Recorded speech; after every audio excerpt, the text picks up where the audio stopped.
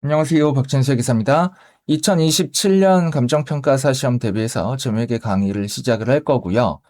이 관세사 시험도 감정평가사 시험과 문제가 출제되는 그 범위나 문제의 난이도나 이런 게 굉장히 유사해요. 거의 같다라고 보시면 됩니다. 그래가지고 관세사 시험 준비하시는 분들도 이 강의 똑같이 그대로 수강을 해주시면 되겠습니다. 그리고 감정평가사 시험하고 관세사 시험에서는 회계학이라는 과목이 출제가 되는데 이 회계학이 재무회계랑 원가관리 회계로 나뉘죠. 원가관리 회계는 저랑 합격의 법학원과 나무경영 아카데미에서 같이 강의를 하고 계신 공영목 선생님이라고 계세요. 그 공영목 선생님께서 맡아서 진행을 해 주실 거니까 제 강의 끝나고 나면 이어서 그분 강의를 수강해 주시면 되겠습니다. 제가 맡은 부분은 재무회계고요. 그리고 저는 박진수 회계사입니다. 네, 소개를 좀 드리자면 박진수 회계사고 바로 다음 장 넘어가면 제 커리어 뭐 이런 것들이 나올 건데 간략히 먼저 말씀을 드리자면 제가 지금 회계사 세무사 시장 쪽에서 강의를 하고 있는데 회계사 2차 GS 최종 모의고사죠. 2차 주관식 시험 직전에 보는 그 최종 모의고사 쪽에서 좀 어려운 문제들로 좋은 평가를 많이 받고 있습니다. 그래서 뭐 실력은 그냥 입증이 됐다라고 봐주시면 되겠고, 그리고 유인물 첫 페이지 보시면 교재가 두 권이 들어가 있죠. 이 두 권의 교재 모두 이용해서 강의가 진행이 될 겁니다. IFRS 중급회계라는 책, 이거는 신영걸 교수님께서 내신 책인데, 신영걸 교수님께서 뭐 양력이 굉장히 화려하십니다. 예전에 고려대 교수님도 하셨었고, 지금은 이제 건국대에서 강의하고 계시는데, 그 현재 출제진으로 들어가시는 교수님들께서도 신영걸 교수님의 책을 많이 참고를 하세요. 그래서 이 책에 있는 내용을 보고 출제가 되는 경우가 굉장히 많기 때문에 예제들이 또 굉장히 좋기 때문에 그래서 이 교재를 선택한 이유가 그렇다라는 말씀을 먼저 좀 드리고, 그리고 재미있게 요약이라는 책, 얘는 제가 직접 낸 책인데 얘를 왜 부교재로 이용하느냐, 이 IFRS 중급회계라는 책이 교수님께서 쓰신 책이다 보니까 서술이 굉장히 풍성하고 예제가 굉장히 많습니다. 근데 같이 많은 예제를 풀어볼 건데 서술적인 거는 교수님께서 왜 이런 규정이 나왔는지 그 배경 지식에 해당하는 내용까지 같이 서술을 많이 해놓으셨어요. 근데 우리 감정평가사나 관세사 시험 준비하시는 분들은 거기까지는 아실 필요가 없으니까 제맥의 요약을 가지고 표로 정리해놨거든요. 제가 제맥의 대부분의 내용들을 표로 정리해놨는데 이 표로 정리된 내용들을 가지고 제가 이론 설명을 먼저 해드릴 거예요. 이렇게 이론 설명해드리고 그 다음에 기본서 IFRS 중급회계 넘어가서 복습하실 때 혼자 읽어보면 좋은 그런 서술적 표현들, 문장들을 체크를 해드릴 겁니다.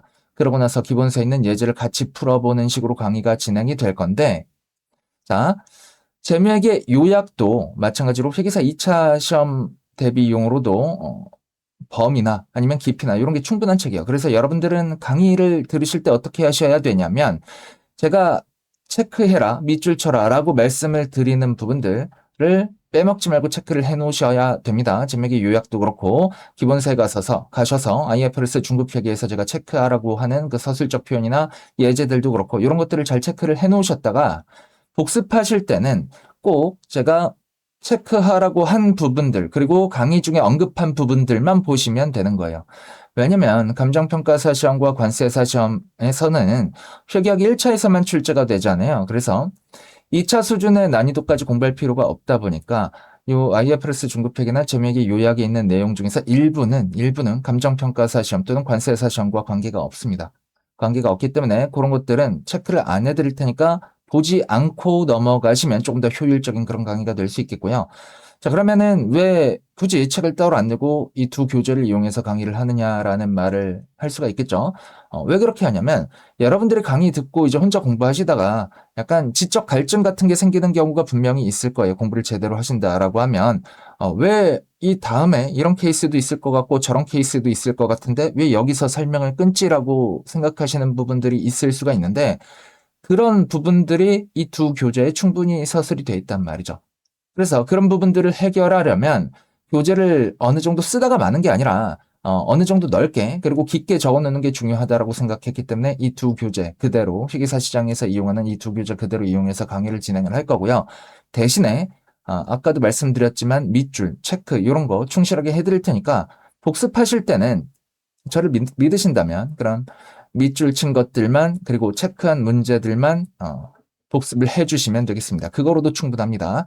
그리고 첫 번째 페이지 보시면 제 소개 중에서 이제 이메일과 인스타가 나와 있는데, 인스타그램은 제가 홍보용으로 쓰고 있습니다. 가끔 이제 인스타에 유료 광고 같은 거 한 몇만 원 내고 이제 돌리기도 하는데, 그 광고 돌린다는 말씀드리려고 인스타 주소를 써놓은 게 아니라, 이메일이나 인스타는 왜 써놨냐면, 그 학원 게시판 같은 데 올리기 조금 껄끄러운 것들 있잖아요. 공부하시다가 진로 같은 게 궁금하시거나 아니면은 개인적인 정보가 들어간 그런 상담이라거나 이런 거를 원하시면 인스타 DM이나 아니면 이메일을 통해서 저랑 접촉을 해주시면 좋을 것 같다라고 생각을 해가지고 이렇게 두 개를 적어놨습니다. 그래서 대부분의 분들은 그런 일이 없을 텐데 가끔 이제 공부하다 힘든 분들 있죠. 그런 분들은 이메일 또는 인스타를 통해서 저랑 접촉을 해주시면 좋을 것 같고요. 유인물 2페이지 가보시면 제 양력하고 저서가 있습니다. 뭐 양력은 뭐 길게 써놨는데 별거 없어요. 그냥 한국공인회계사고요. 그리고 뭐 삼정회계법인에서 있었다가 예일회계법인 거쳐서 지금 신화회계법인에서 이사로 있습니다. 그리고 뭐 위너스 경영 아카데미라는 곳에서도 강의를 하다가 나무경영이랑 이게 합병을 하면서 나무경영 아카데미에서 강의를 하게 됐고, 여기는 회계사 세무사 전문 수험 기관입니다. 찾아보시면 알 거고, 합격의 법학원이라는 데에서 이제 또 감정평가사 시험 강의를 하고 있습니다. 책은 오른쪽에 적어놨는데 책 뭐 꽤 많이 쓴 편인데, 네, 이 중에서 여러분이 보실 거는 IFRS 회계원리 보고 오셔야 됩니다. 회계원리 보지 않고 중급 회계 들으시면 나중에 응용이 안 되는 부분들이 생겨요. 그래서 회계원리 꼭 듣고 와주십사 좀 부탁을 드리고, 근데 이제 또 회계원리를 듣고 와주십사 한다고 꼭 제 강의를 들으실 필요는 없어요. 회계원리만큼은 학교에서 들으셨어도 괜찮습니다. 기억이 잘 살아있으면 학교에서 들은 거로 충분하니까 그러면 바로 중급회계 들어주시면 될 건데, 그냥 혼자 그거를 판단하기는 조금 어려울 거예요. 그래서 제가 조금 있다가 회계원리를 들어야 되는 분과 듣지 않으셔도 되는 분들 구분하기 위한 그런 기준점을 제시해 드리겠습니다. 그리고 저서 쪽에서 여러분들이 또 보셔야 될 게 뭐냐면, 이 감정평가사 1차 대비 객관식 제맥 있죠? 예요, 예. 요거까지만 봐주시면 되겠습니다. 여러분이 보실 책은 제맥의 요약과 잠깐만요. 순서대로 말씀드릴게요. IFRS 회계원리, 그리고 지금 진행되는 요 강의에서 사용하는 IFRS 중급회계랑, 그리고 재무회계 요약. 책 중에서 재무회계 요약을 저서에 안 써놨네요. 책이 몇 권 더 있을 텐데 빼먹은 것들이 좀 있어요. 기억이 안 나가지고. 아무튼 재무회계 요약 요거 하고, 그리고 감정평가사 1차 대비 객관식 재무회계 요 정도를 봐주시면 될 거고요. 유인물 세 번째 장 보시면 제가 감정평가사 과거 기출을 한 15개년도를 분석했어요. 그리고 그 중에서 2021년도부터 조금 더 상세하게 분석을 해서 실어놨는데, 왜 2021년도부터만 실어놨느냐? 그 IFRS가 도입되고 나서 기준서가 크게 개정이 된 연도들이 몇 개 있습니다. 2014년도 정도에 한번 개정이 됐고, 그 다음에 18, 19, 20년도에 크게 또 개정이 있었는데, 기준서 개정이 되고 나면 기출 트렌드가 조금 바뀌어요. 출제되는 챕터들의 그 비율이 조금 바뀌기 때문에 과거를 보는 거는 의미가 없어요. 의미가 없고, 최근에 6개년도의 기출을 봐주시는 게 트렌드 분석을 하는데 조금 더 의미가 있다라고 생각을 해가지고 요 최근 6년을 조금 더 상세하게 분석을 해드렸습니다. 그래서 요 최근 6년은 이론형과 계산형 문제를 구분해서 분석을 해놨고, 그리고 챕터 24의 제맥의 기타 사항 있죠. 요쪽은 여러 가지 챕터가 들어가 있기 때문에 이 하나의 제맥의 기타 사항이라는 챕터에서 출제된 문제수로 분석하는 것보다는 주제별로 조금 더 세분화한 분석을 해드리면 여러분에게 도움이 될까 싶어가지고 이렇게 또 세분화해서 분석을 해놨습니다. 한 가지 더 말씀을 드리자면, 올해 그 기준서가 개정이 돼서 2027년부터 개정된 기준서로 문제가 출제가 될 예정인데, 저희 그 앞에서 말했던 두 개 교재는 개정이 모두가 다 반영이 돼 있습니다. 그리고 이번에 개정은 출제 빈도나 이런 거에는 영향을 미치지 않기 때문에 2021년도 이후에 이 출제 트렌드가 그냥 그대로 유지가 될 것이다 라고 봐주시면 되겠고요. 자, 여기 나와 있는 기출 빈도 있죠? 출제 비율이라고 가장 오른쪽 열에 적어놨는데, 얘는 재무회계 30문제를 100%로 두고 비율 계산을 해놓은 거예요. 원가관리회계가 10문제가 나오니까 원가관리회계까지 고려한 비율을 계산하려면 이 비율에다가 75%, 4분의 3 곱해주시면 되겠죠. 그렇게 생각을 해보시면 되겠습니다. 자, 재무회계만 가지고 생각을 했을 때 요 챕터 10까지 차이평가 자본화까지 해서 한 47%가 여기서 출제된다라고 봐주시면 되겠고요. 그리고 챕터 15까지 하면 66%가 출제가 됩니다. 누적 기준으로 66%예요. 그러면 요 66%에다가 75% 정도 곱해보시면 요 챕터 15까지만 하면 그래도 꽈락은 넘길 수 있겠구나라는 생각이 드시죠. 근데 물론 그 굉장히 위험한 방법이에요. 왜냐면 물론 이제 어렵게 나오는 문제들을 다 맞춘다. 나온 문제들, 이쪽 챕터에서 나오는 문제들을 모두 다 맞춘다라고 했을 때 66% 곱하기 원가 관리 회계의 출제 비율까지 고려해서 75%까지 해주면 그러면 뭐 한 48% 정도 나올 것 같은데 그 정도 득점을 실수가 없을 때 하게 되는 거니까 뭐 선택은 여러분의 몫이지만 저는 실수라는 것을 완벽히 방지하는 건 불가능하다라고 생각하기 때문에 여기까지만 공부하는 거는 별로 추천을 하지는 않아요. 그리고 그 다음까지 넘어가 보시면 주식기준보상까지 해서 한 76%가 여기까지 출제가 됩니다. 요 정도까지 해주시면 뭐 합격에 지장은 없으리라고 생각은 하지만 하지만 저는 물론 다 가르쳐 드리겠습니다. 아시겠죠? 자, 근데 처음 보시는 분들 있죠. 공부 처음 하시는 분들. 최소한 챕터 18까지는 하세요. 왜냐면 챕터 19부터 난이도가 급격히 올라가거든요. 여기부터는 처음에는 조금 버거울 수 있으니까 못한다고 치더라도 챕터 18까지는 꼭 좀 해달라고 부탁을 드리고자 이 분석을 좀 해놓은 겁니다. 그리고 감정평가사 시험, 관세사 시험에서 수험생분들 많이 버리는 챕터 19, 20, 21에 리스랑 법인세 회계랑 주당이익 이렇게 나와 있죠. 그리고 그 다음에 회계 변경과 오류 수정, 현금 흐름표 또 있죠.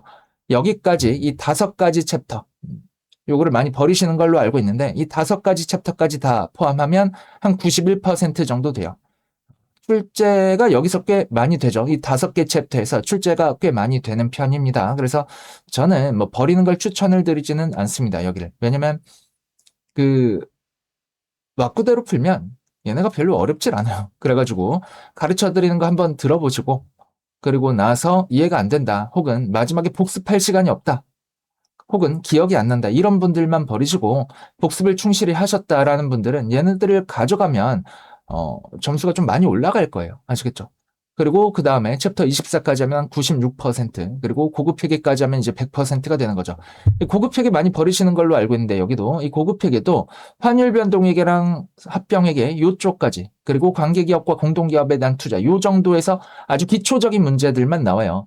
챕터 27과 챕터 29의 연결 회계랑 파생 상품과 위험 회피 회계 요쪽이 진짜 어려운 내용인데 이쪽은 출제가 안 된다고. 고급 회계에서 쉬운 챕터에서 쉬운 정도만 출제가 돼요. 그래서 이 부분은 제가 객관식 강의 때 설명을 해드릴 건데 고급 회계는 지금은 안 하고 객관식 때 설명을 간략하게 해드릴 건데 그것만 듣고도 충분히 풀립니다. 그래서 얘는 버리지 말고 좀 가져가 달라고 좀 부탁을 해드리고 싶고 이렇게 가져가면 전부를 가져가면 이 중에서 진짜 문제가 어렵게 나오는 것들 뭐 혹은 내가 진짜 어려워서 버려야 되겠는 그런 챕터들, 뭐 예를 들면 현금 흐름표나 법인세 회계나 이런 거, 법인세 회계 정도는 버리셔도 된다라고 생각이 드는데, 왜냐면 감정평가사 그리고 관세사 시험에서 세법을 안 배우니까, 그래서 법인세 회계랑 현금 흐름표 또는 오류 수정 중에 하나 이렇게 버리고 나머지를 다 가져가신다.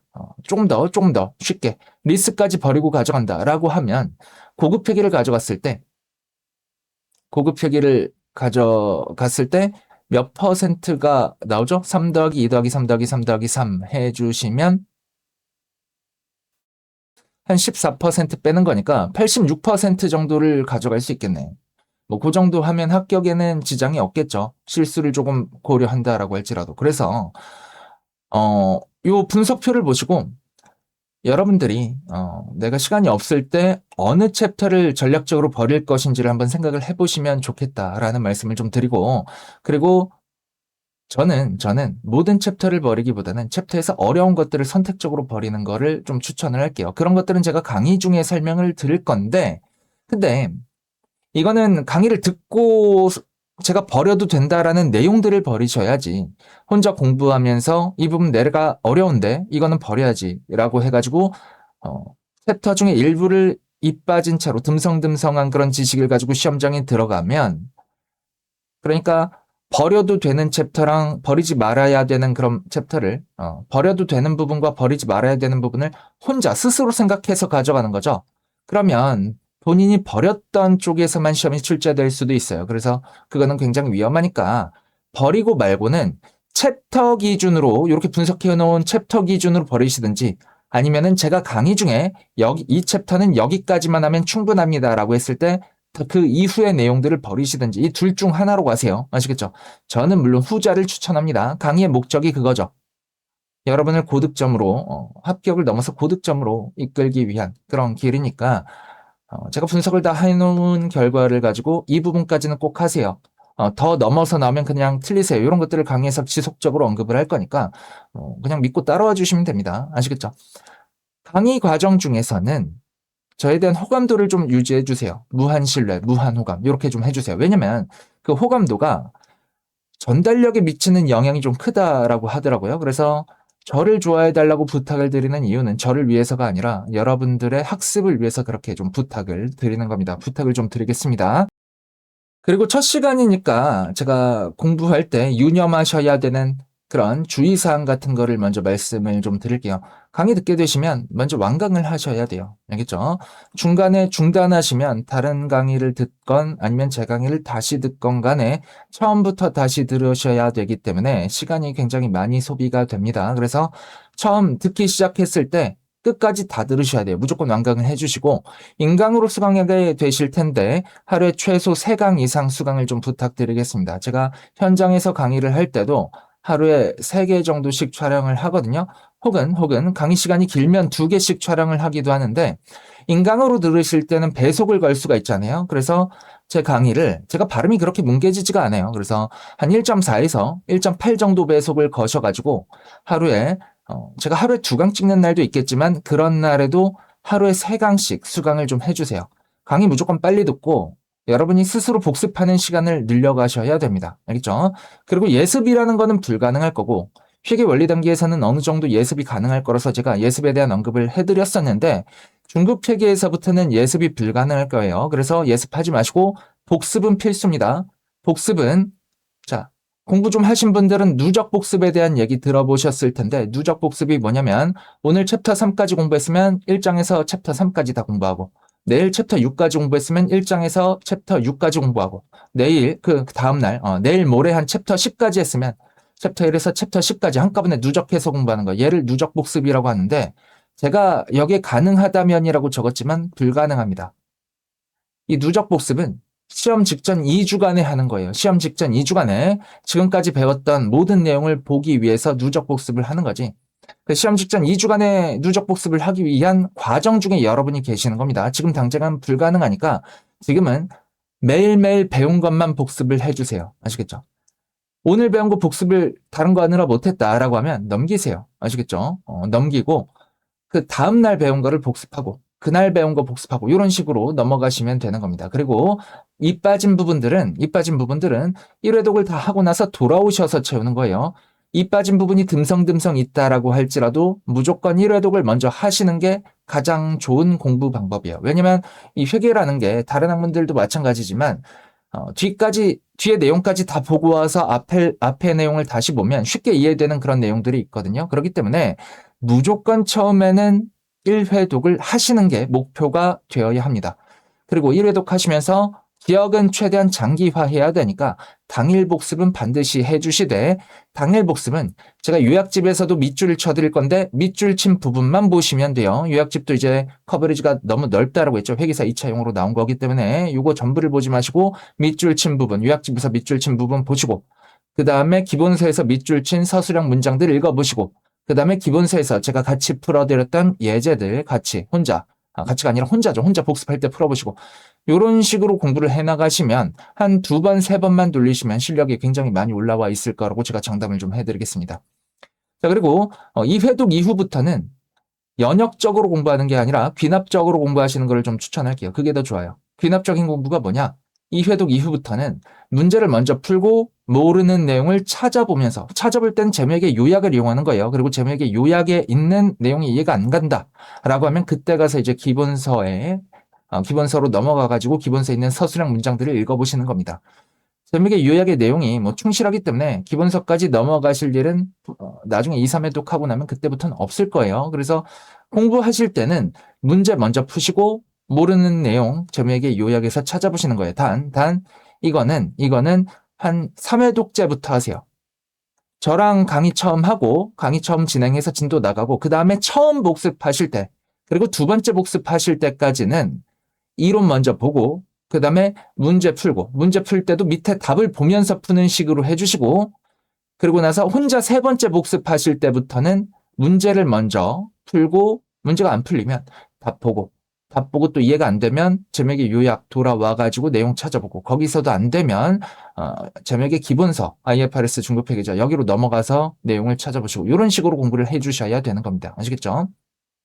그리고 마지막에 항상 합격을 위해서 고민하며 공부를 해달라고 이제 요청의 말씀을 좀 드렸는데 고민을 하면서 공부하는 거랑 그냥 생각 없이 공부하는 거랑 공부 효율이 다릅니다. 그래서 항상 내가 공부할 때 시험장에서 어떻게 해야 빨리 풀 것인지 어떻게 해야 정확하게 실수 없이 풀 것인지를 항상 고민하면서 풀어주시고 그리고 고민과 해결을 하고 나서 느끼는 고민을 해결하고 나서 느끼는 그 희열 있죠. 이렇게 고민 해결 희열의 과정을 느끼게 되면 이 사이클을 계속 반복하다 보면 이제 공부가 선순환을 하게 됩니다. 그래야 이제 실력이 많이 늘어나게 되고 자 오른쪽에 보면 고민의 대상을 제가 적어놨습니다. 가끔 보면 쓸데없는 공부하시는 쓸데없는 고민하시는 분들이 계시던데 왜 이런 회계 기준이 나왔을까?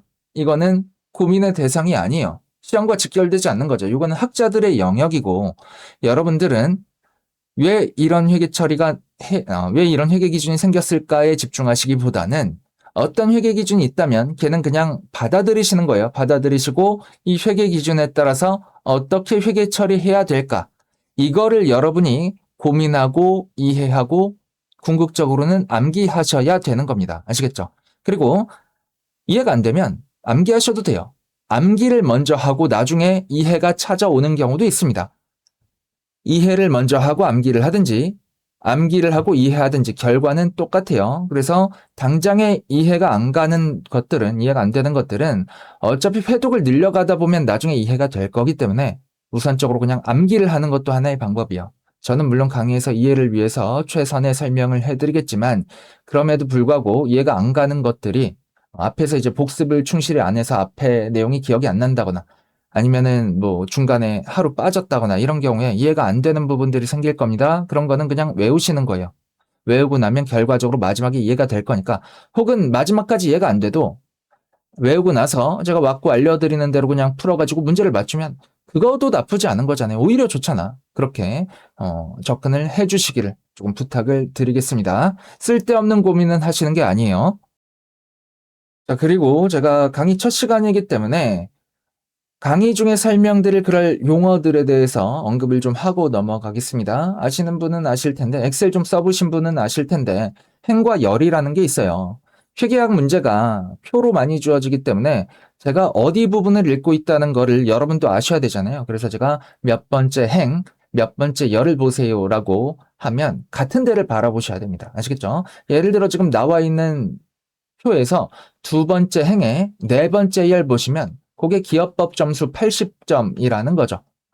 이런 거를 알아듣고 저랑 같은 데를 바라봐 주셔야 됩니다. 알겠죠? 행과 열이라는 거는 이런 의미인데 자, 근데 제가 이렇게 말씀을 드릴 수도 있어요. 제목행 빼고 내용행 중에서 첫 번째 행에 네 번째 열 보세요 라고 하면 역시 똑같이 기업법 점수 80점이 되는 겁니다. 아시겠죠? 저랑 같은 데를 바라보실 수 있어야 됩니다. 그리고 책에서 중간중간 붕괴나 회계처리 이런 언급이 나올 텐데 붕괴랑 회계처리 같은 말입니다. 아시겠죠? 붕괴, 회계처리 같은 말이고 이거를 한마디로 정의하면 기업의 경제적 거래를 식별하고 측정해서 차변과 대변으로 나눠서 기록하는 거를 붕괴라고 합니다. 또는 회계처리라고 해요. 그러니까 이런 것들은 같은 말이다라고 알고 넘어가 주시면 되겠고요. 세 번째 보시면 X1년, X2년, X3년 이런 게 나오는데 혹시나 궁금하신 분이 있을까 봐 적어놓은 건데 X1년 그냥 첫 번째 연도다. X2년 두 번째 연도다. X3년 세 번째 연도다라는 것을 의미하는 겁니다. 아시겠죠? 제가 아까 살짝 언급을 한 바가 있을 텐데 어떤 분들은 회계 원리를 들어야 되고 어떤 분들은 안 들으셔도 될 거예요. 그래서 그 기준점을 제시해 드리려고 하는데 제가 지금부터 설명드리는 내용을 다 알고 있다라고 하면 회계 원리 안 들으셔도 되고요. 일부라도 모르는 게 있다라고 하면 회계 원리 강의 듣고 중급 회계에 임하셔야 되는 겁니다. 자, 일단 이 페이지 보시면 1년의 기업 활동이 다음 과정을 거쳐서 재무제표 인식된다라고 나 있는데 가장 처음에 기업의 거래가 발생하면 이 거래를 전표를 작성해서 분계라는 거를 합니다. 그렇게 분계를 모아놓은 게 분계장이에요. 이 분계장에 있는 내용들을 전기하면 옮겨 적는다는 말입니다. 옮겨 적으면 계정별 원장, T계정이라는 게 나오는데 T계정이 기억나셔야 돼요. 회계 원리를 안 들으시려면 이런 T계정을 집계해 놓은 게 수정전 시산표입니다. 그리고 이 수정전 시산표에서 수정 분계를 하게 되면 수정 후 시산표가 돼요. 이 수정 후 시산표를 마감 분계를 통해서 재무제표로 변환하게 되는데 마감 분계라는 거는 당기순이익 계정을 이익잉여금으로 대체해주는 그런 분계를 말합니다. 그래서 시산표상 이익잉여금은 수정 전 시산표든 수정 후 시산표든 간에 기초 이익잉여금을 말하는 거예요. 다만 이제 수정 전 시산표랑 수정 후 시산표의 차이는 결산 수정 분계, 대표적으로 감가상각비나 공정가치 평가손익 인식하는 그런 분계들이 반영돼 있지 않으면 수정 전 시산표, 반영이 돼 있으면 수정 후 시산표인 거죠. 뭐 이런 과정 자체를 외우거나 할 필요는 없는데 그냥 하나의 일련의 회계 순환이다. 하나의 흐름이다. 라고 생각하시면 되는 건데 용어도 뭐 책들마다 조금씩 다를 수가 있어요. 근데 이거를 듣고 무슨 내용인지 아예 모르겠다라고 하시는 분들은 이런 분들은 회계원리 다시 듣고 오셔야 되는 겁니다. 아시겠죠? 다음 페이지 넘어가 보시면 제가 분개해 놓은 것들이 있는데 이 분개를 보고 이해가 되셔야 돼요. 회계원리 안 들으시려면 이 분개들이 이해가 되셔야 되고요. 이 분개 중에 중요한 게 뭐냐면 가장 마지막에 있는 거 있죠. 상품을 현금 받고 팔았는데 이 상품 매매 거래는 기업의 주된 영업 활동에 있는 그런 거래이기 때문에 기업의 주된 영업 활동에 해당하는 거래이기 때문에 수익과 비용을 총액으로 인식한다라는 거 기억이 나셔야 되고 그 다음 페이지 넘어가 보시면 결산 수정 분계로 감가상각비 인식하고 있습니다. 요거 결산 수정 분계가 뭔지 그리고 마지막에 결산 마감 분계 나오는 거 당기순이익의 이익잉여금 대차는 이런 분계가 뭔지 알고 계셔야 됩니다. 물론 집합손익 계정 이용할 수도 있고 안 할 수도 있지만 어쨌든 간에 이 회계 원리를 듣고 오셨다면 손익 계정의 이익잉여금 대체 이거를 결산 마감 분계라고 한다라는 거는 기억이 있으실 거예요. 이런 게 있어야 회계 원리 안 듣고 바로 중급 회계 넘어오시면 되는 겁니다. 아시겠죠? 또 다음 페이지 넘어가 보시면 그 앞에서 회계 처리해 놓은 것들을 제가 계정별 원장 T 계정에 옮겨 놓은 게 있어요. 회계 처리해 놓은 거를 이렇게 T 계정으로 옮기실 수 있다라고 하면 회계 원리 안 들으셔도 됩니다. 아시겠죠? 또 넘어가 보면 시산표 나와요. T 계정에 옮긴 거를 가지고 시산표를 만들어내고 그 다음에 이 시산표를 찢어가지고 재무상태표랑 포괄손익 계산서 만들어내고 이런 과정들 아셔야 되고 또 마지막에 가보시면 뭐 재무보고와 국제회계기준 나오는데 여기는 뭐 보실 필요 없고요. 그 전 페이지 나와 있는 이 재무상태표랑 포괄손익 계산서로 시산표를 찢어내는 거 요거까지의 과정들 중에서 모르는 게 일부라도 있다라고 하면 그러면 회계원리 꼭 듣고 오셔야 되는 겁니다. 그리고 한 가지만 더 말씀드릴게요. 그 재고자산 회계 처리 중에서 재고자산 회계 처리 중에서 재고자산의 계속기록법을 적용할 때는 매출이 발생하면 매출과 매출원가를 같이 인식하죠. 실질재고조사법을 적용할 때는 매출이 발생하면 매출만 인식합니다. 매출 원가는 기말의 결산수정분계로서 인식해요. 요게 기억이 나셔야 됩니다. 요게 기억이 안 나시는 분들은 나중에 재고자산 챕터 문제를 풀 때 많이 좀 어려운 문제 접하게 되면 많이 좀 헷갈릴 거기 때문에 이런 분들은 회계원리 좀 듣고 와달라고 제가 부탁을 드리겠습니다. 자, 이렇게 하면 OT는 끝이고요. 다음 시간부터 재무회계의 중급회계 기본적인 내용부터 빠르게 좀 나가보도록 하시죠.